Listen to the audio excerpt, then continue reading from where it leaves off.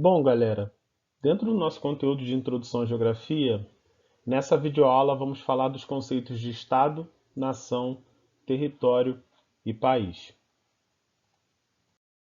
É importante trabalhar a diferença desses quatro conceitos porque, apesar de estarem dentro de um mesmo contexto de assuntos que envolvem a geopolítica, que envolvem as relações internacionais, cada um apresenta a sua definição.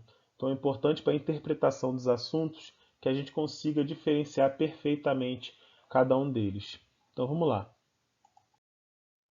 Começando pelo Estado, que, como está colocado no texto, no campo da geografia e da geopolítica, é um dos conceitos mais relevantes.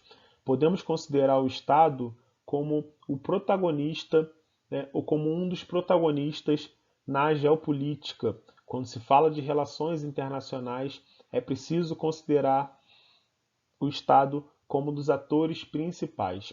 Esse Estado é o Estado que deve ser escrito sempre com letra maiúscula, porque eu estou me referindo à instituição social responsável por administrar a população e o território.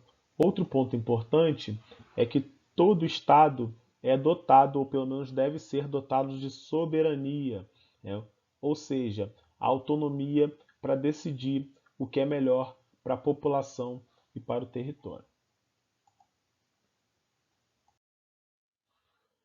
Nesse slide, e pegando o Brasil como exemplo, é a maneira como o Estado brasileiro está organizado administrativamente. Claro que aqui, bem resumido, mas quando eu falo do Estado brasileiro, eu estou falando da República Federativa do Brasil, né? E aí, tá, o que significa república, né, como forma de governo onde o chefe de Estado é eleito pelos cidadãos, né? Federativa, porque eu estou falando aí da reunião de vários estados, de várias UFs, né, unidades da federação, formando o Estado brasileiro, né, democrático pelo sistema político em que a autoridade emana do conjunto dos cidadãos, e presidencialista, porque nesse sistema político eu tenho um presidente da República que que tem uma ação predominante no governo. Outro ponto importante é que a República Federativa do Brasil vai ser dividida nos três poderes: poder executivo, poder legislativo e poder judiciário. Continuando, é importante entender também a diferença entre Estado e governo. No caso do Estado, como foi falado nos slides anteriores, eu tenho aí uma instituição social responsável por administrar a população e o território. Quando eu falo de governo, eu estou falando da esfera pública responsável por administrar essa instituição social que é o Estado. É importante lembrar também que os governos são transitórios, geralmente elegíveis através do voto. Pelo menos é assim que se espera dentro de um sistema democrático, né? Em ditaduras e em governos absolutistas, claro que a dinâmica é diferente, né? O Estado ele é permanente, então o Estado é permanente, o governo é transitório e por isso, né, o Estado ele vai ter posturas diferentes dependendo do governo que ocupa a esfera pública do Estado. Nosso segundo conceito é o conceito de nação.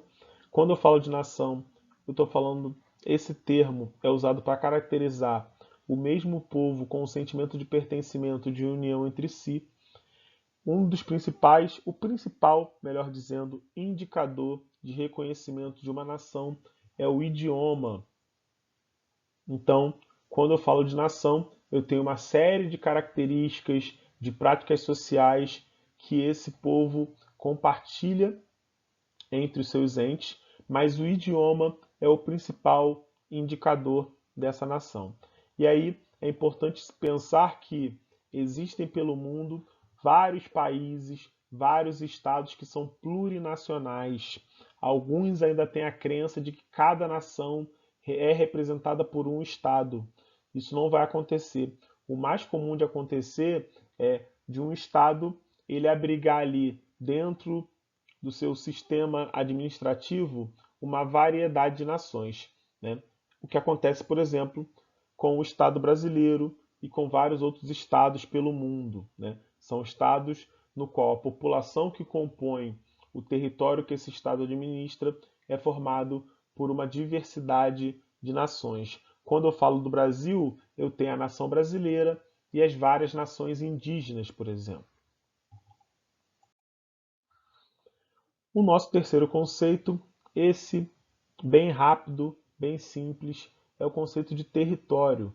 Quando eu falo de território, eu estou falando da base física delimitada por fronteiras, onde o Estado exerce a sua soberania. Através do conceito de territórios, a gente consegue entender aonde começa e onde termina a soberania de um Estado. Aqui nesse slide, o exemplo mostra a evolução do território brasileiro, tanto na formação quanto na sua organização também. A gente pode visualizar aí do mapa de 1534 ao mapa de 1990, como foi acontecendo essa transformação. O último conceito é o conceito de país. E aí, quando eu falo de país, eu estou falando de um conceito muito amplo, principalmente quando eu comparo, né, o conceito de país com o conceito de Estado. E aí, muita atenção, porque Estado e país não são sinônimos. Então, eu não posso simplesmente substituir um pelo outro sem entender a diferença entre um e outro. E aí vamos lá. Quando eu falo de país, eu estou falando de um conceito muito mais amplo do que o conceito de Estado, porque envolve tudo aquilo que um determinado território administrado pelo Estado possui. Além disso, o conceito de país abrange todas as características físicas, sociais, culturais, econômicas de um Estado, além da maneira dele se organizar e da forma como ele é administrado. Então, indo mais diretamente ao ponto mais polêmico, qual é a diferença entre Estado e país? Enquanto o Estado é uma instituição formada pelo povo, pelo território e pelo governo que administra esse Estado, o conceito de país ele é um conceito genérico referente a tudo que se encontra no território dominado por um Estado. Então, como eu falei, para ser um país, antes é necessário ser um Estado. E aí vamos lá. Olhando aqui de maneira mais organizada e simplificada, o que é necessário para que um país exista?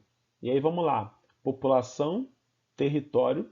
Se eu tenho população e território administrado por uma instituição social, eu tenho aí um Estado, né? Esse Estado é dotado de soberania. Então, tendo população, território, Estado e soberania, ainda é necessário que os demais países do mundo reconheçam esse novo país.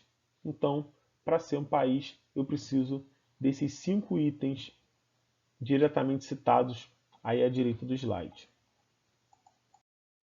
É isso, galera. Vamos fechando mais uma videoaula. Até!